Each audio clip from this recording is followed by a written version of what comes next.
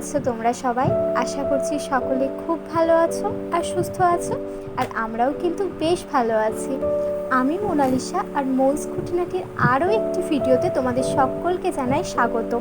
আশা করছি আমার আজকের ভিডিওটাও তোমাদের খুব ভালো লাগবে। তো চলো তোমাদের সকলকে সাথে নিয়ে আজকের ভিডিওটা এখান থেকেই স্টার্ট করছি। আজকে রবিবার আর এখন বাজে সকাল 8:30।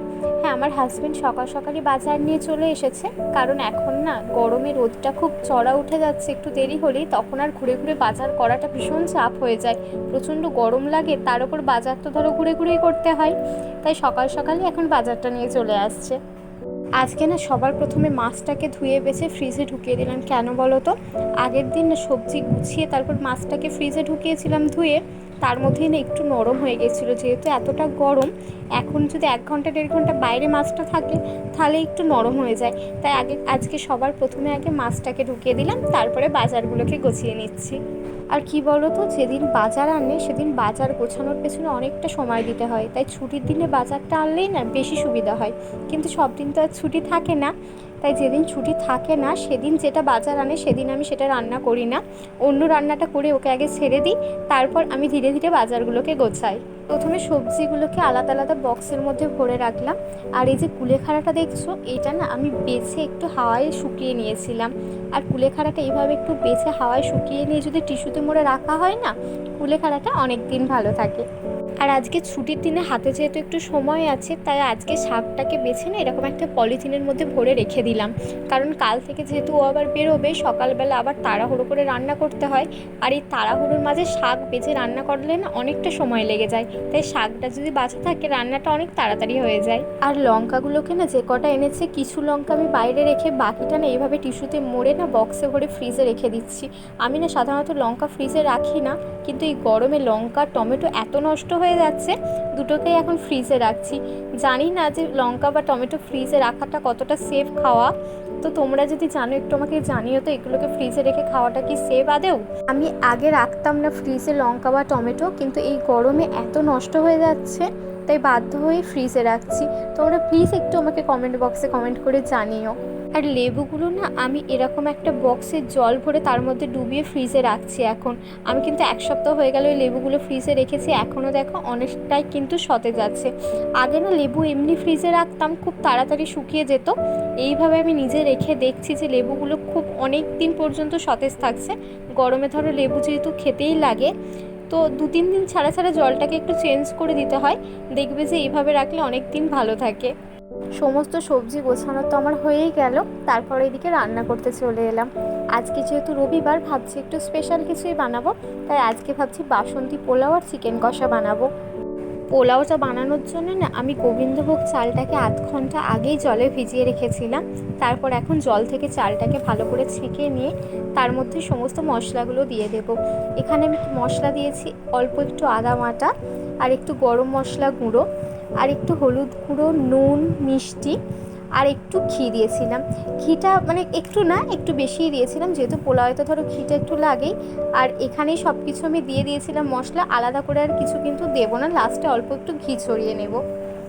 তারপর এই চালটাকে ঢাকা দিয়ে 1/2 ঘন্টা থেকে 40 মিনিট মতো আমি কিন্তু রেস্টে রেখে দেবো।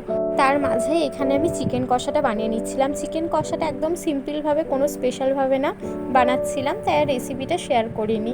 আর ওইদিকে চিকেনটা কষানো ভালো করে হয়ে গেছে, ওটা একটু জলে দিয়ে আস্তে করে ফুটতে থাক। তার মাঝে এদিকে পোলাওটা আমি বসিয়ে দিয়েছি।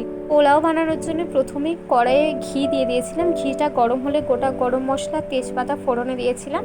তারপরে কিশমিশটা, ভেজিয়ে রাখা কিশমিশটা এর মধ্যে দিয়ে দিয়ে ভাজতে থাকলাম। আমি আজকে কাজু ব্যবহার করিনি, কারণ আমরা দুজনে একদম কাজু খেতে পছন্দ করি না পোলাওয়ে। তো বাইরের কেউ খেলে বা কাউকে দিলে তখনই কাজুটা দিই, আমরা যেহেতু খাই না তাই আমি দিই না। কিশমিশটা একটু ভাজা হয়ে গেলে তার মধ্যে চালটা দিয়ে দিলাম। তারপর চালটা দিয়ে ভালো করে নাড়াচাড়া করতে থাকবো। চালটা দেখবে যখন কালারটা চেঞ্জ হয়ে গেছে, ট্রান্সপারেন্ট কালার এসছে, তখনই বুঝবে চালটা হয়ে গেছে। আর চালটা ভাজতে ভাজতে এদিকে দেখো জলের মাপটা আমি নিয়ে নিচ্ছিলাম। পোলাওয়ে কিন্তু ভীষণ ইম্পর্টেন্ট হচ্ছে জলের মাপ। জলটা আমি না যতটা চাল নিয়েছি তার ডবল জল নিয়েছিলাম। তারপর জলটা এখানে মাইক্রোওয়েভে গরম করে নিলাম, কারণ পোলাওয়ে না গরম জল ব্যবহার করলে পোলাওটা বেশ ভালো ঝরঝরে হয়, তাই আমি সবসময় গরম জলই ব্যবহার করি। আর এদিকে চালটা ভালোভাবে আমার ভাজা হয়ে গেছে, তারপর চালের মধ্যে জলটাকে ঢেলে দিলাম।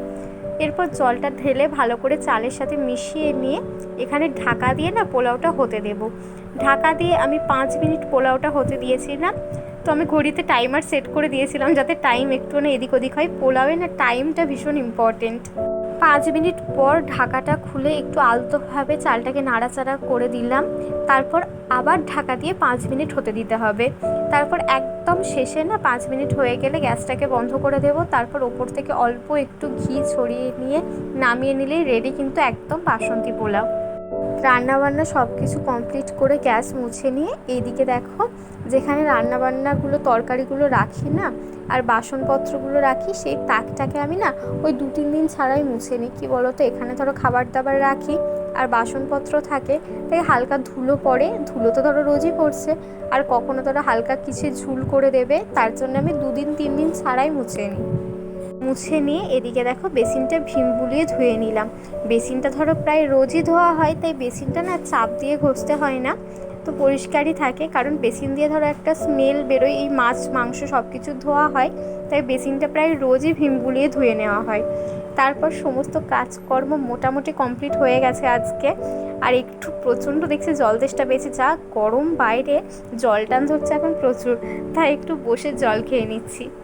আমি না আগে প্রচুর জল খেতাম, কিন্তু এখন না এই কাজের মাঝে কখনো কখনো জল খেতে ভুলে যাই, কিন্তু মনে করে করে মাঝে মাঝে খাওয়ারও চেষ্টা করি, কিন্তু কাজে ভুলে গেলে আর কি করা যাবে বলো। তারপরে এই তাকটা শুকিয়ে গেছে আর এখন না এখানে দেখো লক্ষণগণ্ডি টেনে দিচ্ছি। আমি জানি না আমার ঘরে নাকি এত পিঁপড়ে হয়েছে না, এখন পিঁপড়ের জ্বালাতনটা খুব বেড়েছে। খাবার দাবার রাখলেই না পিঁপড়ে ধরে যাচ্ছে, তাই সবসময় লক্ষণগণ্ডি টেনে রাখতে হচ্ছে। তারপর আজকে ভাবলাম যে আজকে রান্নাবান্না সমস্ত কিছু একটু তাড়াতাড়ি হয়ে গেছে, আর এখানে ওয়াশিং মেশিনটা একটু হাতে সময় আছে যখন, আজকে মুছেই নিই। তো চলো কাজ করতে করতে তোমাদের সাথে একটা কমেন্টও শেয়ার করে নিই। আমার আগের দিনের ভিডিওতে রাখি দিদিভাই আমাকে কমেন্ট করেছে যে খুব সুন্দর লাগছো দি, তোমার ভিডিও দেখতে খুব ভালোবাসি। রাখি, তুমি আমার অনেক ভিডিওতেই খুব সুন্দর সুন্দর কমেন্ট করো, তো তুমি আমায় লিখেছো যে খুব সুন্দর লাগছো দি। আমি তোমায় বলতে পারি যে তুমিও খুব সুন্দর, কারণ সুন্দর না হলে কেউ এত সুন্দর সুন্দর কমেন্ট করতে পারে না বলে আমার মনে হয়। তো তুমি আমাকে যে এতটা ভালোবাসা দিচ্ছ, এটা আমার কাছে খুবই বড় প্রাপ্তি।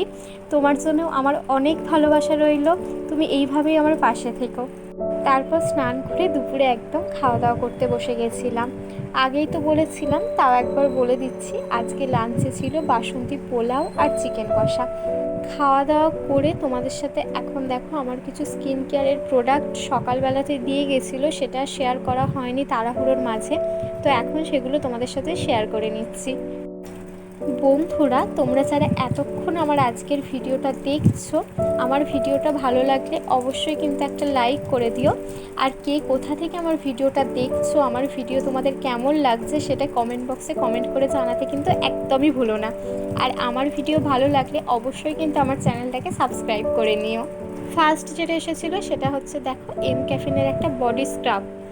তো যারা ধরো কফি স্মেলটা পছন্দ করো তারা কিন্তু এটা ভীষণ পছন্দ করবে। আমার এই স্মেলটা না দারুণ লাগে, মানে স্মেলটাতেই মনে হয় এটা আমি খেয়ে ফেলি। তো এত গরমে এত ট্যান পড়ে যাচ্ছে, তো এখন একটা বডি স্ক্রাবের ভীষণ দরকার। তারপর যেটা অর্ডার দিয়েছিলাম সেটা হচ্ছে বায়োটিকের একটা টোনার। এই টোনারটা আমার ভালো স্যুট করে, আর গরমে স্কিনকে হাইড্রেট রাখতে টোনার তো ভীষণ দরকার।